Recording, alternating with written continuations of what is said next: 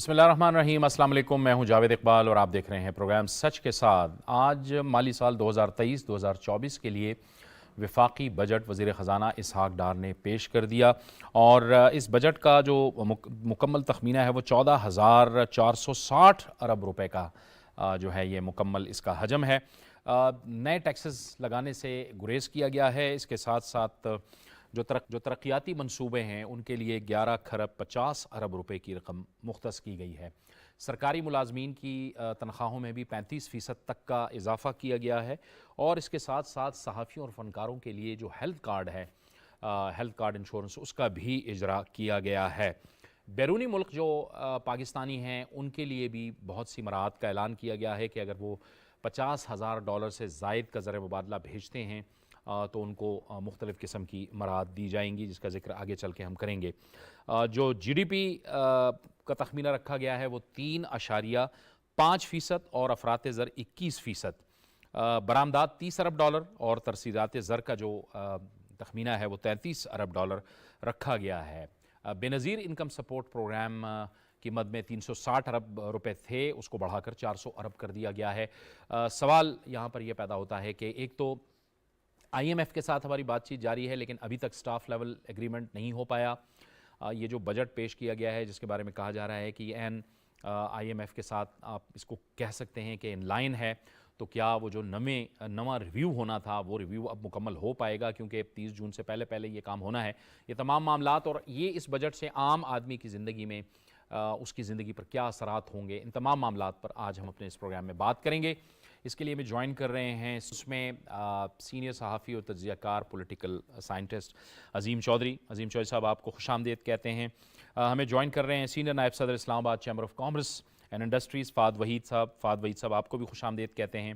اور ٹیلی phone line پہ ہمیں جوائن کر رہے ہیں اس وقت معاشی تجزیہ کار جناب امین ہاشوانی صاحب، آپ کو بھی بہت خوش آمدید کہتے ہیں گفتگو میں۔ فہد صاحب، آپ سے کا میں ایک تاثر لے لوں کہ what's your overall view about the budget، اگر آپ ایک اجمالی خاکہ اگر آپ بیان کریں، اپنا تجزیہ پیش کریں۔ میں اگر اس پہ دیکھوں تو it's a very balanced budget at this point. اس میں مینوفیکچرنگ کے اوپر اس طرح دھیان نہیں دیا گیا، کیونکہ جو ہماری جی ڈی پی گروتھ بھی جو کم ہوئی، اور پھر ہمارے جو اب یہ 0.3% سے اب ہم 3.5 کی پروجیکشن کر رہے ہیں، بڑی اگریسو ہے اس وقت، بہت اگریسو ہے، کیونکہ جس طرح فلڈز نے ہمارا نقصان کیا، we have lost about $3.2 trillion کا ہماری ریہیبلیٹیشن کا پروگرام تھا، اور with a fragile economy like Pakistani بڑا مشکل ہے۔ تو اب تک جو ہم یہ نقصانات باقی دنیا کے ساتھ بیئر کرتے آئے ہیں، ہمارا اب جو یہ ایریا ہے یہ بڑا مشکل ہے۔ تو جس طرح اشوانی صاحب نے بھی کہا، اور میں سیکنڈ کروں گا، کہ ہمیں ایز اے نیشن اس کو چیلنج، اس کو ایکسیپٹ کرنا ہے۔ رہی بات کہ بجٹ کیسے آگے پروناؤنس ہو رہا ہے، دیکھیں ایٹ لیسٹ نئے ٹیکسز نہیں لگے، they have shied away from it, اور وچ از ویری گڈ، اس وقت اچھی ہے۔ اور اگر ہم آئی ایم ایف کی لائن میں ہیں تو اٹس ویری گڈ۔ دیکھیں ہمارے لیے ضروری ہے کہ ذرائع مبادلہ بھی اویلیبل ہو، ہماری امپورٹس بھی اوپن ہو، تاکہ ہم ان امپورٹس کی وجہ سے تو ہم ایکسپورٹس کرتے ہیں۔ تو اگر ان دونوں کا ایک بیلنس ایکٹ بنے گا تو I think it's very beneficial. اور جس طرح کے ٹائم سے ہم گزر رہے ہیں، اٹس ویری امپورٹنٹ کہ ہم سب مل کر اس میں اپنا حصہ پٹ اپ کریں۔ ہم بزنس کمیونٹی کی طرف سے ہم کرتے ہیں، گورنمنٹ کی طرف سے گورنمنٹ اپنا رول ادا کرے، اور ہر شہری جو ہے اس کو اپنا حصہ لا لے اس کے اندر۔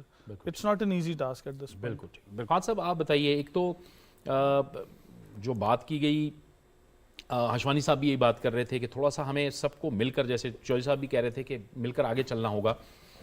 انرجی کنزرویشن کے حوالے سے کچھ اقدامات کا اعلان کیا گیا ہے، اس میں بھی میرے خیال میں تعاون کی ضرورت ہوگی، کیونکہ ہمارے ہاں یہ بھی مسائل آتے ہیں کہ اگر آپ بات کرتے ہیں تاجروں کے ساتھ اور آپ کہتے ہیں کہ اس وقت میں آپ اپنی کاروبار کو بند کریں، اس وقت شروع کریں، تو اس میں بھی بڑی رکاوٹوں کا سامنا کرنا پڑتا ہے۔ تو سب کو میرے خیال میں ایک کنسنسس تو ڈیولپ کرنا ہوگا، تاکہ وہ انرجی کنزرویشن کے حوالے سے جو ممکن ہو سکے وہ تو ہم کر سکیں۔ نہیں، ڈیفینیٹلی دیکھیں it's not a one man job, it's not a one institution job, یہ نیشنل آبلیگیشن ہے اس وقت ہماری، جس دور سے ہم گزر رہے ہیں، جس مسائل سے ہم گزر رہے ہیں خاص طور پہ، اور ان مسائل میں ہمیں اکٹھا ہونا ہے۔ اور آج ایک بڑی اچھی چیز بجٹ میں آئی، وہ یہ تھی کہ سولر کے اوپر ایگزیمپشن آ گئی، اس کی مینوفیکچرنگ پہ بھی ایگزیمپشن آ گئی، اس کی بیٹریز پہ بھی آ گئی، انورٹرز پہ بھی آ گئی، تو وہ بڑی خوش آئند چیز ہے۔ ہمیں سولرائزیشن کی تو ضرورت ہے، کیونکہ وہ انرجی ڈیفیشنٹ، ہماری آئی پی پیز لگے ہوئے ہیں، لیکن ہم کیپیسٹی کیونکہ ان کی ریچ نہیں کر پاتے ہیں، تو وہ ہم پیمنٹس ان کو کرتے جا رہے ہیں، لیکن ایک وشس سائیکل کے اندر آ گئے ہیں نا، تو یہ تو ختم نہیں ہوگا کبھی۔ تو اس کا بیسٹ وے آؤٹ ہے کہ ہم رینیویبلز میں انویسٹ کریں۔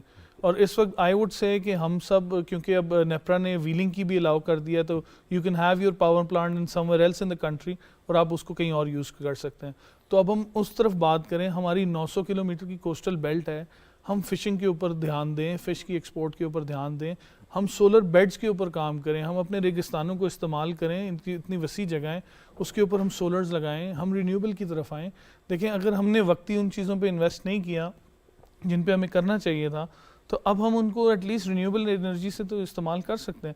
اور میں اگر آپ کو وثوق سے یہ بات کہوں کہ پورے پاکستان میں جتنی بھی انڈسٹری ہے, جتنی بھی مینوفیکچرنگ انڈسٹریز ہیں, they are looking at these options, اور وہ اب اس میں تقریباً 75% سولر پر جا چکے ہیں.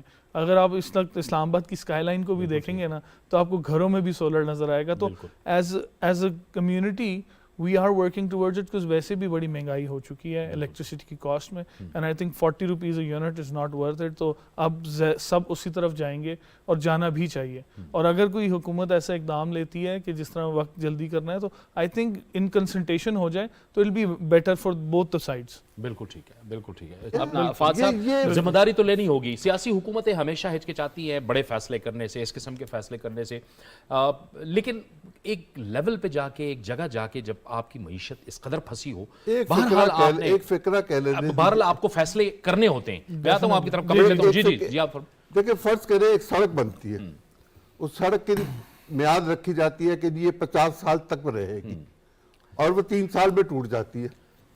اس ٹھیکیدار کو کیوں ہم مجرم نہیں گردانتے, اس کے خلاف کیوں مقدمہ درج نہیں ہوتا, اس ایکسیڈنٹ کے خلاف کیوں مقدمہ درج نہیں ہوتا, اس کی میٹیریل کا جس تو سے لیا اس سے کیوں نہیں پوچھا جاتا. ہمیں اپنے نظام کو ٹھیک کرنا پڑے گا, اور اگر ہم چیک اینڈ بیلنسز کو ٹھیک کر دیں گے تو پھر پولیس کی رشوت بھی کم ہو جائے گی. اسی چکر میں تو فواد صاحب کو جیل بھگتنی پڑی تھی کہ انہوں نے کہا تھا کہ بلیک لسٹڈ کمپنی کو کیوں ٹھیکہ دیا گیا ہے. سرخرو ہو کے نکلا نا. بے شک بے شک, یہ بات بالکل ٹھیک ہے. جی جی فہد صاحب, سر بات یہ جس طرح آپ نے مینشن کیا نا, ریٹ آف دا گورنمنٹ موجود ہونی چاہیے. مٹھائی تو سر ہے ہی ہے, لیکن ریٹ آف دا گورنمنٹ ہونی چاہیے. جب گورنمنٹ ایک پالیسی بنائے تو یہ لابیز نہ ہوں, پھر اس کے لیے پھر گورنمنٹ لابیز کو مت دیکھے, پھر پالیسی کو اسٹینڈرڈائز کرے اور ایک سٹینڈرڈ بنائے سب کے لیے. کسی کا ایس آر او نہ آئے, کسی کے لیے یہ نہ آئے, کسی کے لیے اسپیشل انڈکشنز نہ ہو. جب گورنمنٹ کہے کہ آج ہم نے یہ میجر لینا ہے, یہ ترقی ہے, یہ ڈیسیجن ہم نے لینا ہے, تو پھر ہم چل پڑیں اس کے اوپر. دا پرابلم ہیئر لائز ہے کہ ہم لوگ نا لابی کرنا شروع ہو جاتے ہیں کہ جی یہ اس پہ نہ لگ جائے ٹیکس, یہ اس پہ ٹیکس بڑھا دو اور اس پہ کم کر دو.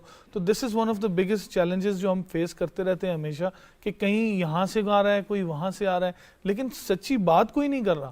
دیکھیں ہم گزر جس شخص, جس طرح سر نے سمجھایا کہ ریالٹی چیک ہے, اب اس سے آگے کچھ نہیں ہے. ہم اب مسٹیکس نہیں کر سکتے, اب ہمیں کلیکٹیو ہونا پڑے گا. میں اس پہ دیکھیں ایک بات کی بلکہ میں تعریف کروں گا اس بجٹ میں, ایک یہ بھی ہوئی کہ ٹیئر 1 کے جو ریٹیلرز تھے, اسلام آباد چیمبر نے اس کی ریکویسٹ کی اسحاق ڈار صاحب سے, اور انہوں نے اس کا ایریا سائز اس کا ختم کر دیا, اور وہ مزید اس میں جا رہا ہے. لیکن ایٹ دا سیم ٹائم جس طرح آپ نے بات کی اور آپ کہہ رہے ہیں کہ ہم کیوں نہیں کلیکٹیو ہو رہے, تو سر ہمیں سسٹم کو, کاغذی کارروائی کو پورا کرنا پڑے گا.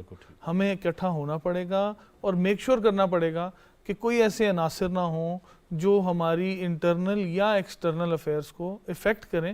جب ہم ڈیسیجن لیں تو ہم پالیسی کا لیں. ہم آئی ٹی کو بڑھانا چاہتے ہیں تو آج ہم سب آئی ٹی کو ایز اے ہول دیکھیں. جس طرح اگر آئی ایم ایف ہمیں ایک لاٹھی سے سب کو دیکھ کے اپنے لوننگ کر رہی ہے اور ڈیفنس کر رہے ہیں, ہاں تو سیاست سے دور ہو جائے وہ چیز. تو اسی طرح ہم بھی اس کو موو کریں. اوورسیز پاکستانیز کے لیے ایس ایم ایز جو اسمال انڈسٹری ہے اس کو جو ہے متحرک کرنے کی ضرورت ہے. ظاہر بالکل بالکل اماؤنٹ رکھی ہے. بہت بہت شکریہ شمس الاسلام خان صاحب آپ کا, فہد وحید صاحب آپ ہمارے ساتھ گفتگو میں شامل رہے, آپ کا بھی بہت شکریہ. عظیم چودھری صاحب آپ کا بھی بہت بہت شکریہ. یہ تھا ہمارا آج کا خصوصی پروگرام بجٹ کے حوالے سے. جاوید اقبال کو اجازت دیجیے, اللہ حافظ.